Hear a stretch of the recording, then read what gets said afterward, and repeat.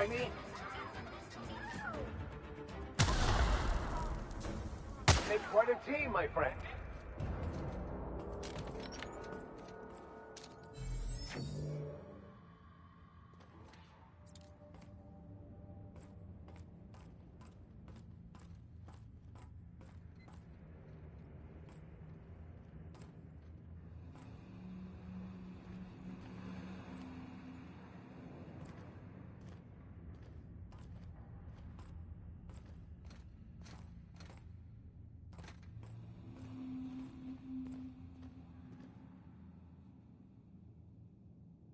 I'm going.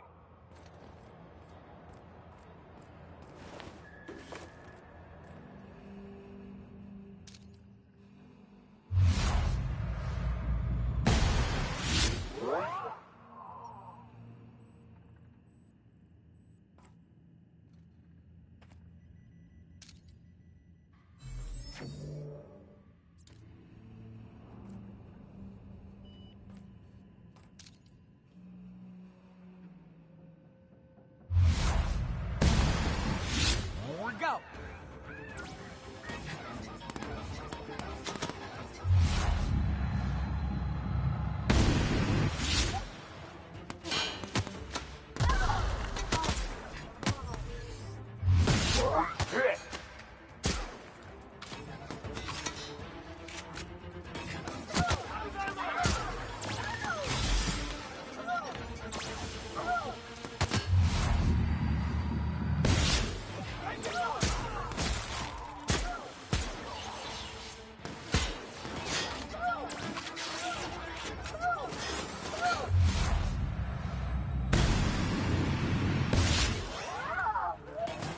That's the last of them.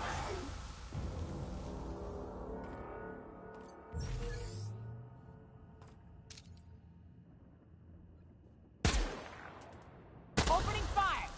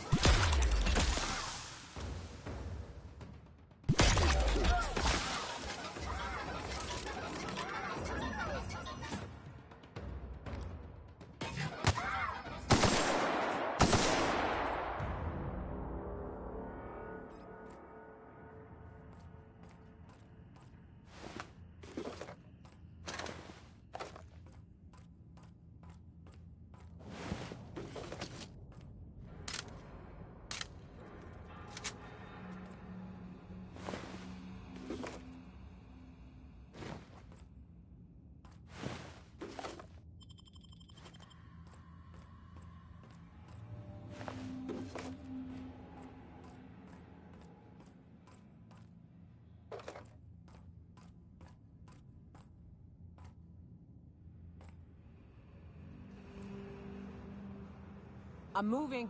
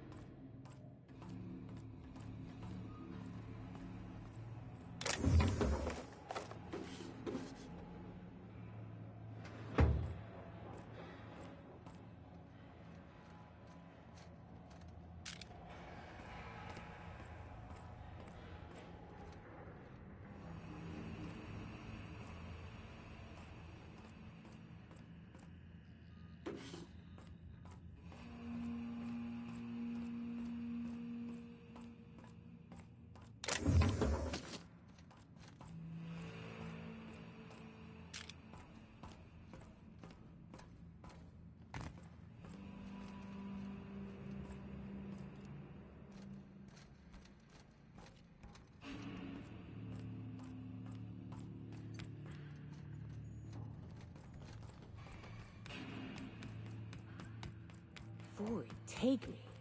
I thought the chasm outside Stellar Bay was deep. This makes me nauseous.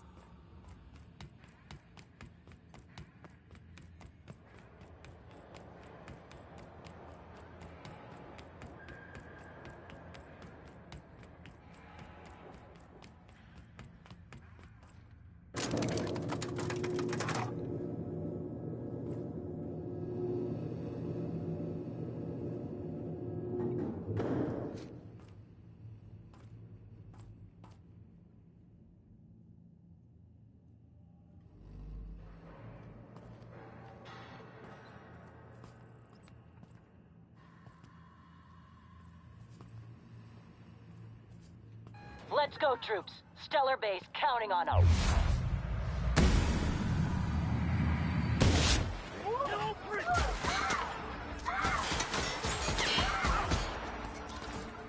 Nice hit!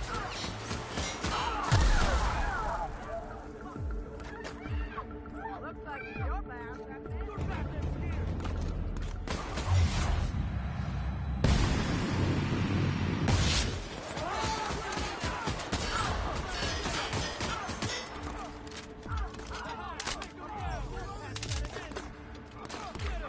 I'm moving! Sure!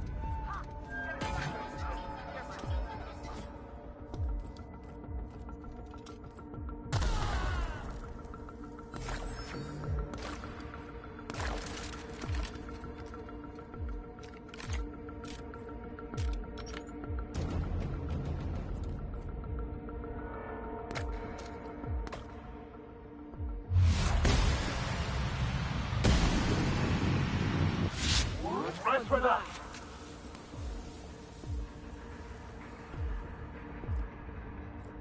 Get him!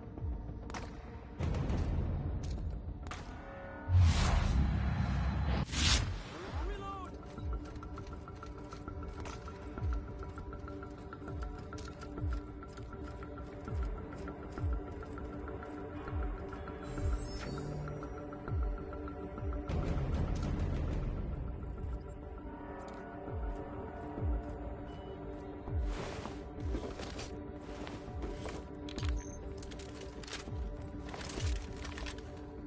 Sure thing, Captain.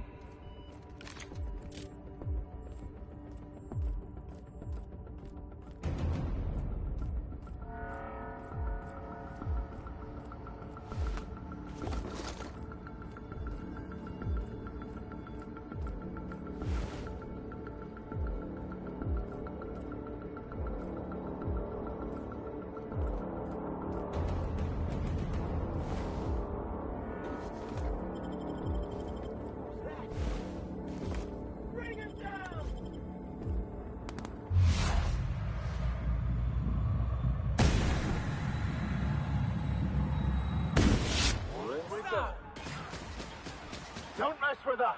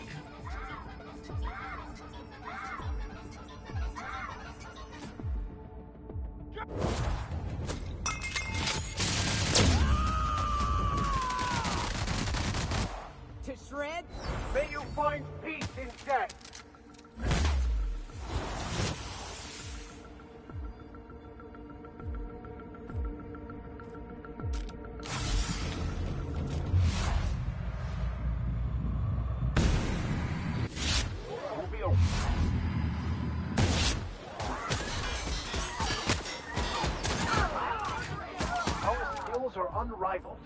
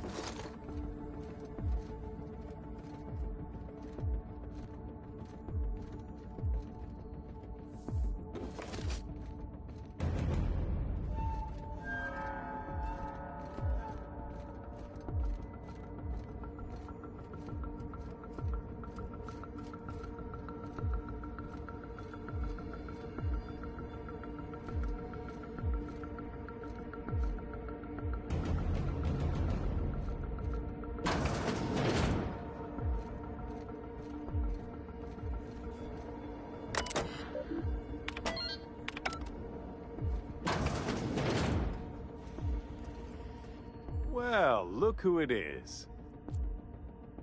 I'll be damned. I was prepping the studio for our announcement, and here you are as a bonus. Ah, I knew I smelled Monarch when you lot walked in. The stench of sulfur, depression, and desperate bravado is unmistakable. Keep talking, and you'll be smelling iron. Ain't nobody so important I won't put a bullet in. And the convict. The vicar. You know, most people, once they're out of prison, don't seem keen on returning. Oh, I would go anywhere to see you fall, sir. When you go off and get yourself shot, try to avoid taking one to the face. I'll want it recognizable to show to my citizens. My word! You've correctly identified the most recognizable man in the colony. Remarkable. It's a wonder what Phineas saw in you. Then again, he's an insane person. Thankfully, he's our insane person now. A proper company man.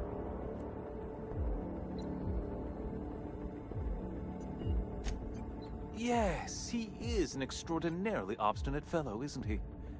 Fine, he isn't working for us per se. Semantics, he'll come around. But that's between us. As far as my adoring citizens will know, we've turned a dangerous crackpot into a working-class man. It's a miracle.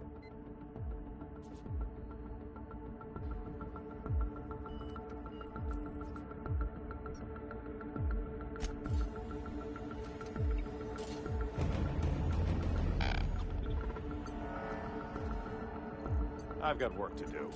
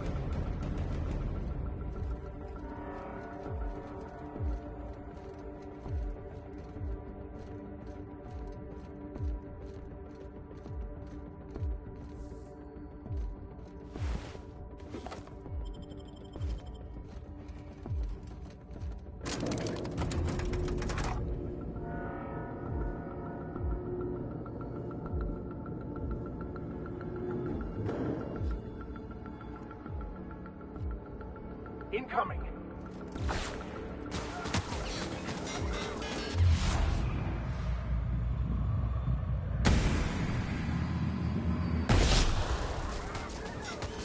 All right, MSI. I'm not one for rousing speeches, but the captain needs our help. So get in there and fight. I'm going down. Time to collect the flag down.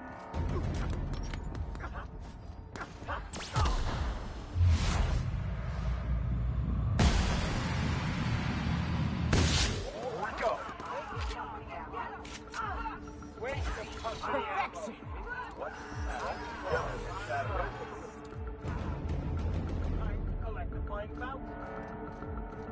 Welcome to the Iconoclast, asshole!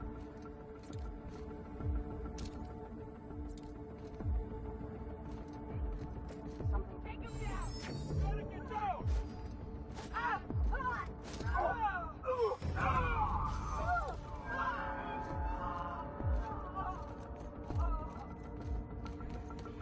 Welcome to the Iconoclast, asshole!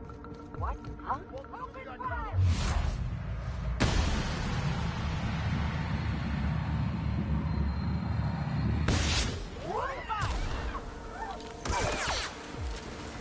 Anyone all right?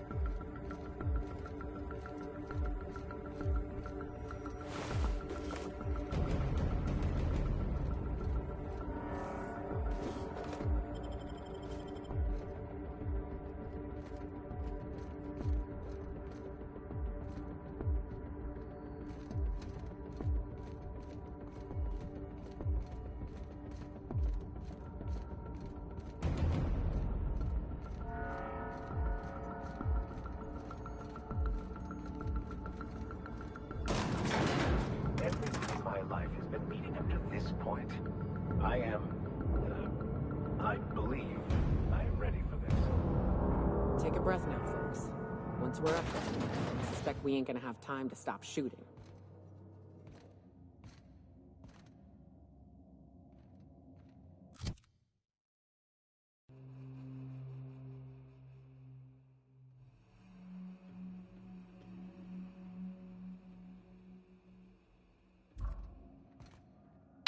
Captain, you have an uncanny talent for complicating my life. You've been working with Dr. Wells from the beginning. When we moved, you've disrupted the balance of power. You've upset the natural order of things. You've introduced uncertainty, and there is nothing I despise more than uncertainty. Do you imagine you're leading some grand revolutionary army? The iconoclasts and MSI have put aside their differences and attacked the prison together. I never imagined such a thing would be possible. But here we are. You're nothing but a rabble-rouser. I'm going to put an end to your little rebellion, and then I'm going to have you and your associates arrested.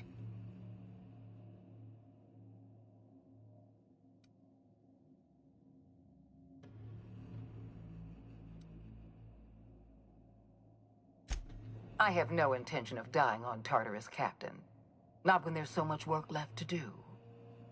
I admit I miscalculated the extent of your influence. The board's plan never accounted for you. This is a mistake I intend to correct. I have Dr. Wells in my custody.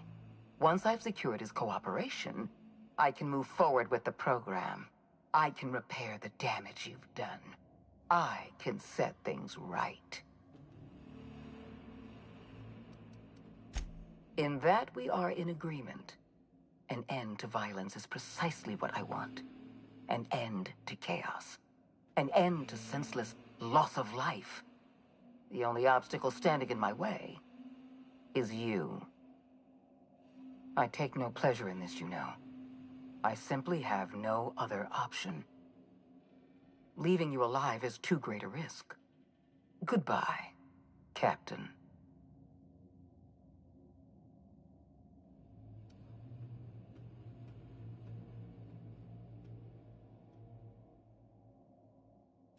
I had a feeling you'd say that. This prison is equipped with an automechanical warden. I've had it programmed to eliminate you on sight and rinse your remains down a drain. And don't worry. I will inform Dr. Wells that you died heroically, or something.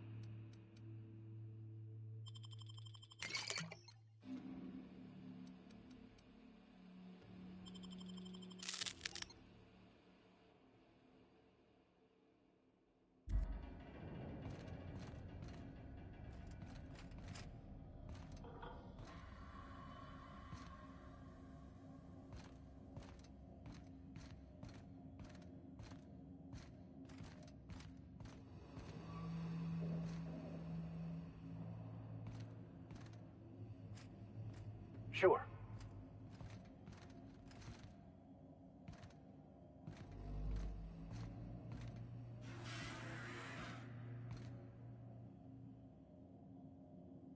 I'm going.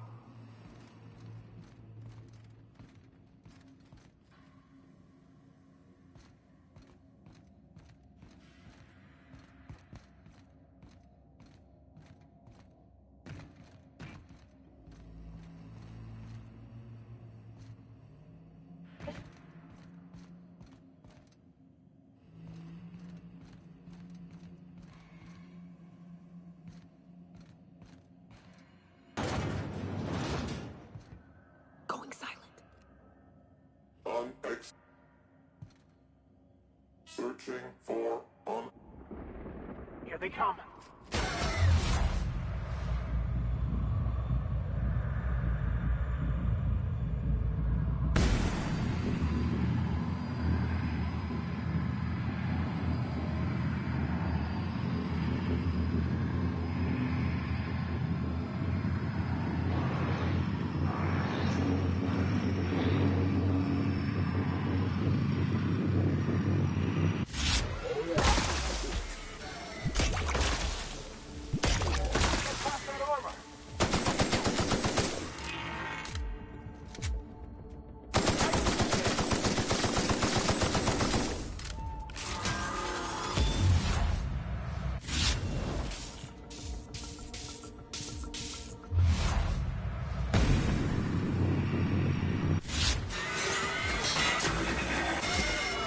Here's a little trick I learned in prison.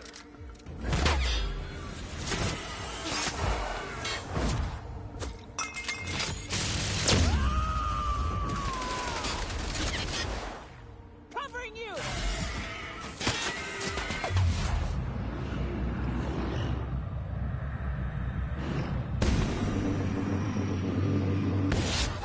Hit!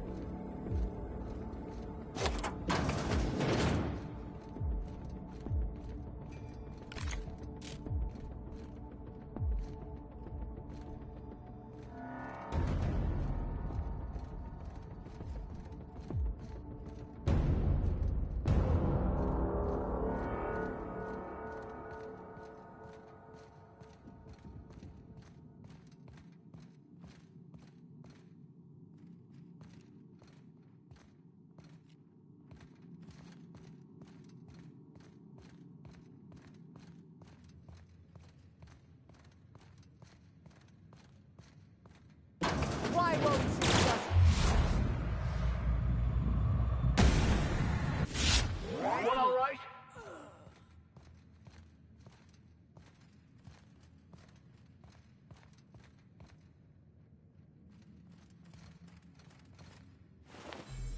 Get me out of here!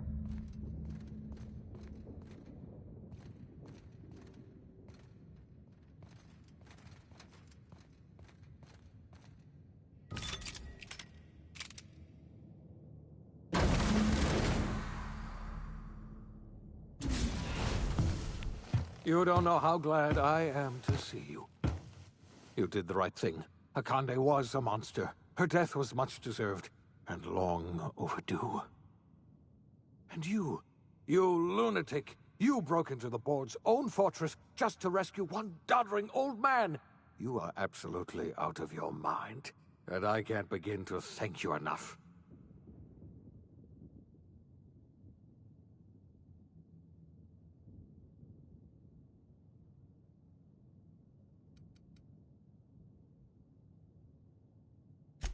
What? Break into the most heavily guarded facility in the most hostile world in Halcyon?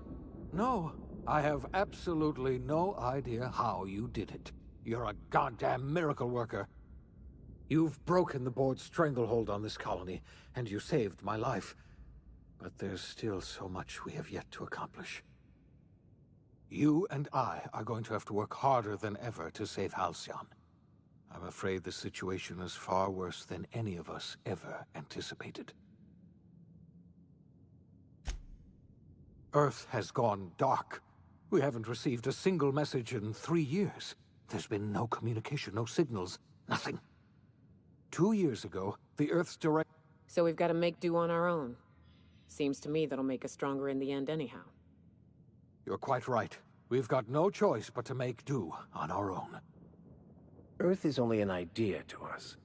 But that idea is the bedrock the colony is built upon. If people were to find out it's gone dark, the shock could be too much to bear. I don't want to imagine what'll happen once news gets out. Let's just keep this between us for now. We're in serious trouble, my friend. Do you know what this means for Halcyon? Yes, we do. We must begin. We're going to need a leader, and I can't imagine a better person for the job than you. What do you say, old friend? Will you help us?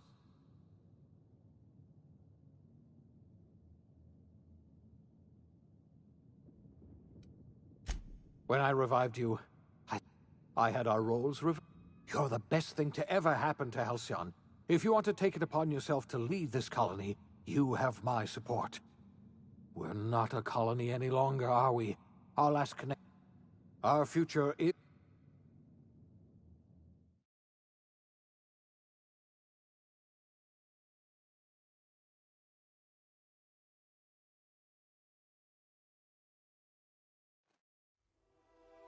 The OSI teaches that everything in the universe happens according to the grand plan. But the stranger that arrived in Halcyon was an unplanned variable. From the moment she landed in Emerald Vale, her actions altered the course of history. The events on Tartarus brought about the end of the board's authority. But the board's mistakes would haunt the colony for decades to come. The damage they left behind would require the work of a generation to repair. Dr. Phineas Wells began reviving a handful of the Hope's colonists. Engineers, scientists, technicians, and intellectuals. They were among the brightest minds the Earth had ever sent out into the stars. The Hope scientists and engineers woke up in a colony descending headlong into total collapse. With no way to return to Earth, they had no choice but to band together and devote themselves to the cause of saving Halcyon. The people of Halcyon were nothing if not hardy.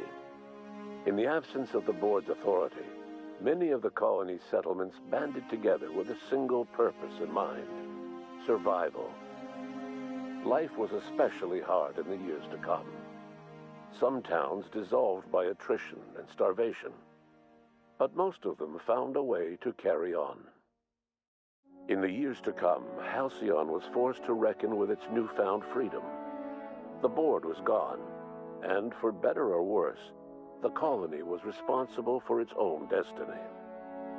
Between MSI's worker-centric policies and the iconoclast's manpower, Sanjar and Zora were able to rally many of the Terra 2 townships to their cause. MSI's workforce swelled, and the iconoclasts enjoyed a significant surge in their ranks.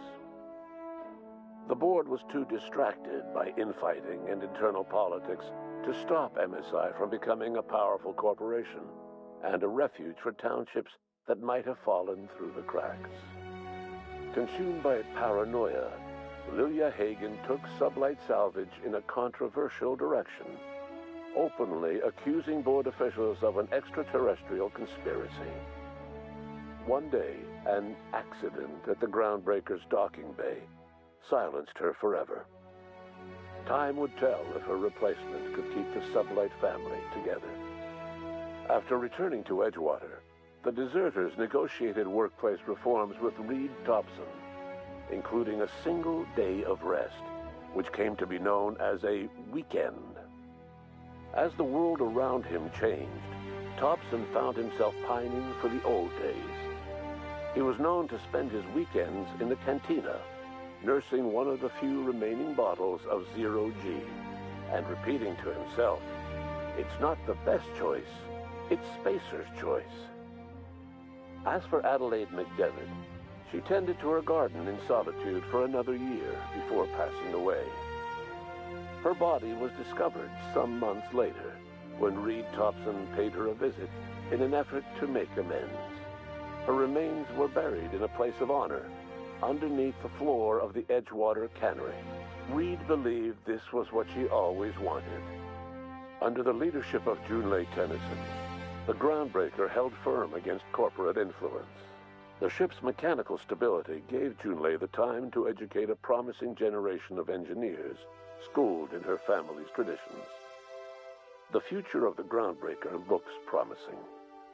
The rediscovery of the Hope and the abandonment of the lifetime employment program forced Byzantium to come to terms with some uncomfortable realities about the state of Halcyon. While Byzantines were reluctant to surrender the luxuries they'd grown accustomed to, the board's diminished authority gave them little choice in the matter. Nearly everyone had to learn to make do with less. Some even had to get jobs. It was a dark time indeed. Your influence shifted Ellie's perspective. She finally admitted, albeit grudgingly, that she just might need other people. Sometimes. With a steady income from the life insurance payouts, she was finally able to afford a ship of her own. She hired a small crew and flew supply missions to communities on the fringe. Some of them were even legal. Life in Halcyon was sobering for Felix Millstone. The grand revolution he dreamed of never came. There was no great awakening for the colony, no celebrations in the streets. There was only the hard, desperate work of trying to repair a broken colony. Felix never had a head for numbers, but if there was labor to be done, he was there to help. Eventually, Felix realized that the work of a revolution was done with two hands. As much as he enjoyed his adventures aboard the Unreliable, the vicar, known as Max, eventually decided that it was time to move on, to live out the life he had sought so long to create. He knew there were many in the colony who carried burdens much worse than the ones he had struggled with, and he devoted himself to easing their suffering wherever he could. He only ever took up arms again to defend the defenseless. Unshackled from a lifetime of striving and fighting the universe and himself, Vicar Maximilian de Soto was finally at peace. Once the matter with the Hope colonists was resolved, Junlei bashfully asked Parvati if she'd like to join her permanently on the Groundbreaker, and Parvati enthusiastically, if somewhat awkwardly, agreed. The stories of her adventures spread across the colony, and Parvati soon found herself the center of attention. Having served as the engineer of a renowned spacecraft, tramp freighters and wildcat miners sought her out by name, and in no time, she was a fixture in the Groundbreaker's mechanical ecosystem. She and Junlei were never far apart. Nyoka returned to Monarch to take another crack at making a permanent life for herself. She formed the Charon Group, a mercenary outfit of ragtag survivalists and wilderness experts. Anyone in need of a guide, or just looking to throw back a beer and swap stories, could find her camping on the trail or clearing an infestation. The SAM unit that accompanied you spread awareness of the product line's superior sanitation and maintenance capabilities across what was left of the colony. This led to a boost in SAM unit sales. Did you know that SAM units are the longest-lasting, toughest-acting cleaning solution in Halcyon? Though Minister Clark was eventually released from house arrest, long years of isolation left him a changed man, little suited for bureaucratic work or for the colony that was changing around him. He remained in his estate largely by choice, fading from public view. As for Dr. Phineas Wells, he spent his remaining years in his orbital lab. He eventually came to terms with his own past and was able to forgive the mistakes of his younger self by devoting his remaining years to serving the colony. In the end, Dr. Wells was able to save every scientist and engineer aboard the Hope. Over the next decade, nearly all of the Hope's remaining colonists were successfully revived. Halcyon saw a period of rapid technological and scientific advancement. Breakthroughs in dietary supplements saved the colony from starvation. Geoengineering projects and social reforms began to change the structure and character of the colony. Dr. Wells laid the groundwork for the project to save the colony, but he would never live to see the fruits of his labor. He passed away a few years later. His work was carried on by the scientists and engineers he revived. Today, Halcyon has stabilized. The people of the colony work hard to adapt to their new circumstances. Nearby colonies send aid and supplies. Life will never be easy in Halcyon, but for the first time in its history, there exists a sense of real, genuine hope about the future. And what about you? The unplanned variable in the history of Halcyon. Long after Wells passed away, you carried on his work with more energy, determination, and brilliance than he could ever muster. The years that followed were hard, but Halcyon survived by the efforts of the Hope's most promising colonists, the greatest of which was you. No one knows what's happened to Earth, and no one knows what the future has in store for Halcyon. All we know for certain is this: the name of the Unreliable and that of its intrepid captain will remain the subject of countless stories for years to come.